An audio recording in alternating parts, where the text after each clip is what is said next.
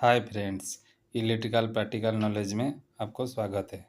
आज हम लोग जानेंगे ड्यूल का बारे में। ड्यूल कैसे ऑपरेट होता है, पीएलसी का थ्रू में कैसे ऑपरेट होता है, क्या क्या सामान यूज होता है और कैसे कैसे चलता है, सारा जानेंगे। इसमें सारा मैं इक्विपमेंट का ऊपर में सारा नाम लिख दिया हूँ। इसमें ये है इंडिकेटर, ये है एमसीबी, सारा चीज़ मैं लिखा हूँ। चलिए जानते हैं कैसे वायरिंग होता है।